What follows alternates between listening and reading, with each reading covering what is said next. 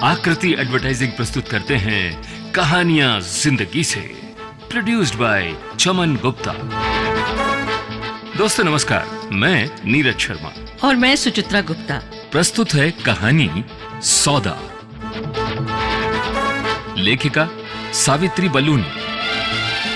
ये एक ऐसी कहानी है जो जैसे जैसे आगे बढ़ेगी आपको परेशान करती जाएगी।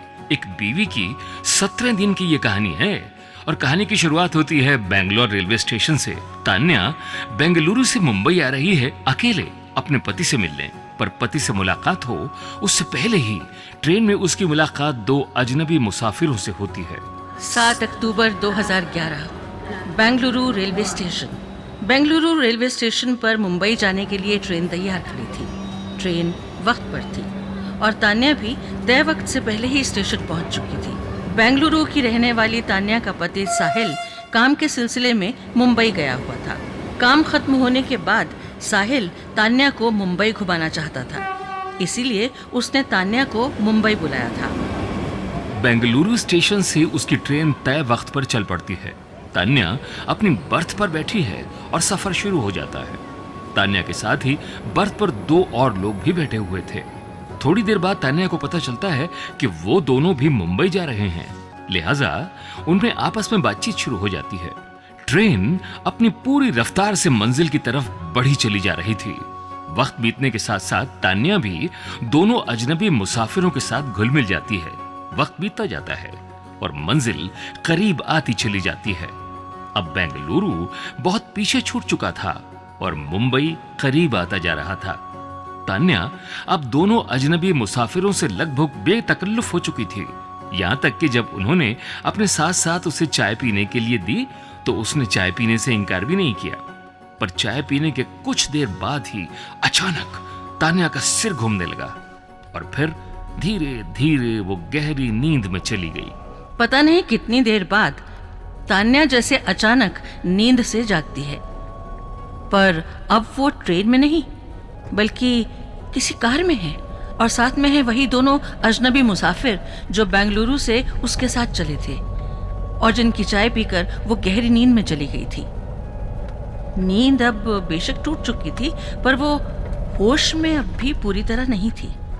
अब नींद में बेहोश तान्या ट्रेन की बजाय कार में थी और कार मुंबई की सड़कों पर भागी चली जा रही थी। कार को कहाँ जाना था ये सिर्फ तान्या के इन्हीं दोनों अजनबी हमसफर को ही मालूम था। दरअसल मुंबई करीब आते ही दोनों अजनबी मुसाफिरों ने तान्या को जो चाय दी थी उसमें बेहोशी की दवा मिली थी, लिहाजा चाय पीते ही तान्या बेहोश हो गई। इसके बाद जब ट्रेन मुंबई पहुंची तो दोनों तान्या को इस तरह अपने साथ लेकर स्टेशन से बाहर आए कि देखने वालों को लगे जैसे सब साथ हों। स्टेशन से बाहर निकलकर दोनों ने एक टैक्सी की और बेहोश तान्या को टैक्सी में बिठाकर चल पड़े एक अनजान मंजिल की तरफ। पर अभी टैक्सी चल ही रही थी, तभी तान्या को होश आ गया। खुद को ट्रेन की बजाय टैक्सी में पाकर वो घबरा गई। इसके बाद आहिस्ता आहिस्ता उसे सारी बातें याद आने लगीं। तान्या अब समझ चुकी थी कि वो फंस गई है, पर दोनों उसे कहाँ ले जा रहे हैं ये उसे पता नहीं था। लिहाजा अब वो उनके सामने गिड़गिड़ाने लगी, छोड़ देने की मिन्नतें करने लगी, पर दोनों ने उसे जान से मारने की धमकी देते हुए खामोश कर दिया। अब तान्या पूरी तरह से उनके रहमो करम पर थी। तान्या अपने पति साहिल से भी बात नहीं कर सकती थी क्योंकि दोनों ने उसका मोबाइल भी अपने कब्जे में ले लिया था। उनके चंगुल से निकल भागने का उसे अब कोई रास्ता नहीं सूझ रहा था, लिहाजा खुद की सलामती की खातिर उसने खुद को किस्मत के हवाले कर दिया। इधर कुछ देर बाद आखिरकार टैक्सी एक जगह रुकती है। दोनों अजनबी तान्या को अपने साथ उतारकर उसे एक घर में ले गए और फिर कुछ देर बाद तान्या को वहीं छोड़ निकल कहीं और चले गए। तान्या अब बिक चुकी थी। जी हाँ, वो दोनों अजनबी मुसाफिर कोई और नहीं बल्कि दलाल थे, जिनका काम ही ऐसी अकेली लड़की या औरत को झांसा देकर पकड़ना और फिर मुंबई के रेड लाइट एरिया में बेच देने का था। उन्होंने तान्या को ऐसे ही एक कोठे पर कुछ 45,000 रुपए में बेच दिया था। बेंगलुरु से मुंबई अपने पति के पास घूमने आ रही तान्या मुंबई तो पहुंच चुकी थी, पर वो अपने पति के पास नहीं पहुंच पाई। बल्कि अब वो मुंबई के एक बदनाम कोठे में कैद थी और कुछ ही देर में तान्या को इस सच्चाई का इल्म हो चुका था। तान्या अब कोठे में कैद थी और कोठे की मालकिन उस पर लगातार जिस्म फरोशी के लिए दबाव डाल रही थी। उसे मारा पीटा जा रहा था, उस पर जुल्म ढाया जा रहा था, पर तान्या किसी भी कीमत पर इस गलीज धंधे में उतरने को तैयार नहीं थी। तान्या की जिद और विरोध को देखते हुए आखिरकार उसे एक कमरे में बंद कर दिया गया और फिर यह कमरा पूरे 5 दिनों तक बंद रहा। आखिरकार 5 दिन के इंतजार के बाद कमरे का दरवाजा खुला। तमाम कोशिशों और विरोध के बावजूद आखिरकार कोठे की मालकिन तान्या के कमरे में एक ग्राहक भेज देती है। अब तान्या उसके साथ कमरे में अकेली थी। उसकी इज्जत दांव पर थी। बच निकलने का कोई रास्ता नहीं था। अब ग्राहक तान्या के सामने था और कमरा बंद। तान्या बिल्कुल अकेली। पर इससे पहले कि ग्राहक तान्या की इज्जत पर हाथ डालता, तान्या उसके आगे गिड़गिड़ाने लगती है और फिर बेंगलुरु से मुंबई और मुंबई से कोठे तक पहुंचने की अपनी पूरी कहानी सुनाती है। ग्राहक शायद अच्छा इंसान था।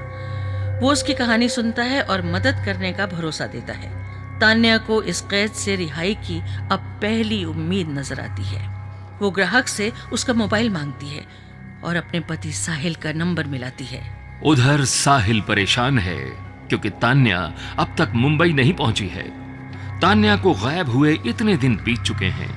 वो अपने हर जानने वाले को फोन घुमा चुका है, पुलिस में रिपोर्ट लिखा चुका है, लेकिन तान्या की कोई खबर नहीं मिलती। इसी परेशानी के आलम में वो घर पर बैठा तान्या के बारे में सोच ही रहा था कि तभी उसके मोबाइल की घंटी बजती है। फोन उठाते ही दूसरी तरफ से तान्या की आवाज आती है। इसके बाद तान्या उसे अपनी पूरी आपबीती सुनाती है और साथ ही ये भी बता देती है कि इस वक्त वो कहां कैद है। ये सुनने के बाद साहिल के पैरों तले जमीन खिसक जाती है, पर वो तान्या को समझाता है, उसे हौसला देता है और यकीन दिलाता है कि वो बहुत जल्द उसे वहां से छुड़ा लेगा। अब फोन रखने के बाद साहिल अजीब कश्मकश में था। उसे डर था कि पुलिस के पास गया तो कहीं वो लोग तान्या को कोई नुकसान ना पहुंचा दे, और देर की तो उसे कहीं और ले जा सकते हैं। लिहाजा काफी सोचने के बाद तान्या को छुड़ाने की उसे एक तरकीब सूझती है। चूंकि तान्या ने उसे कोठे का पता बता दिया था, लिहाजा वो खुद ही ग्राहक बनकर वहां जाने का फैसला करता है और फिर प्लान के मुताबिक कुछ देर बाद ही वो उस कोठे पर पहुंच जाता है। एक पति अपनी बीवी को बचाने के लिए खुद ग्राहक बनकर कोठे पर पहुंचता है। कोठे की मालकिन उसे कई लड़कियां दिखाती है, पर उसे तो अपनी बीवी तक पहुंचना था। लिहाजा कई लड़कियों के बाद आखिरकार तान्या को उसके सामने लाया जाता है।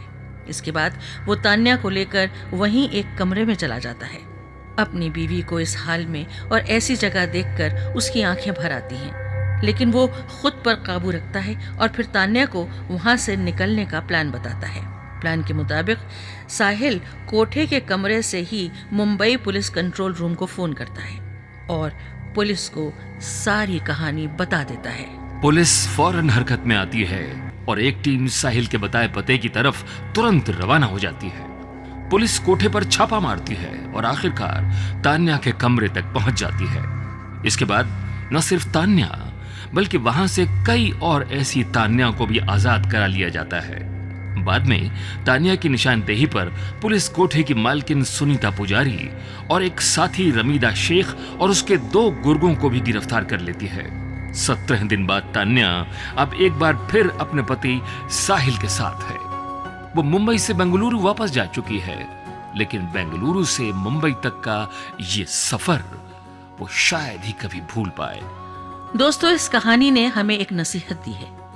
नसीहत ये कि घर के बाहर कदम रखते ही कभी किसी अजनबी पर गलती से भी भरोसा न करें। अगर तान्या ने ट्रेन में बैठे अजनबी मुसाफिरों पर आंख मूंद कर भरोसा न किया होता तो उसकी जिंदगी में ये तूफान न आता। अगर खुद को सुरक्षित रखना है तो न सिर्फ हर अजनबी पर शक करें, बल्कि खुद शक पर भी शक करें। दोस्तों, आपने सुनी आकृति एडवर्टाइजिंग की प्रस्तुति कहानियां जिंदगी से। इस क्रम में कहानी का शीर्षक था सौदा। हम उम्मीद करते हैं कि आपको हमारी कहानी जरूर पसंद आई होगी। पसंद आने पर लाइक करें और हाँ, अगर आपने चैनल को सब्सक्राइब नहीं किया है तो आप जल्दी से चैनल को सब्सक्राइब करें और बेल आइकन के बटन को जरूर दबाएं ताकि हमारी आगे आने वाली नई नई कहानियों की नोटिफिकेशन आपको सबसे पहले मिलती रहे। दोस्तों, हमारी जिंदगी से नित नई कहानियां पैदा होती हैं। यदि आपकी जिंदगी की भी कोई संवेदनशील कहानी या अनुभव है और आप चाहते हैं कि उसे लोगों तक पहुंचना चाहिए, तो आप अपना कॉन्सेप्ट यानी संकल्पना अधिकतम 200 शब्दों में लिखकर हमें भेजें। पसंद आने पर आपके कॉन्सेप्ट का कहानी रूपांतरण कहानियां जिंदगी से में शामिल किया जाएगा, आपके नाम के साथ। हमारा ईमेल आईडी है banerjeemunmun026@gmail.com। धन्यवाद।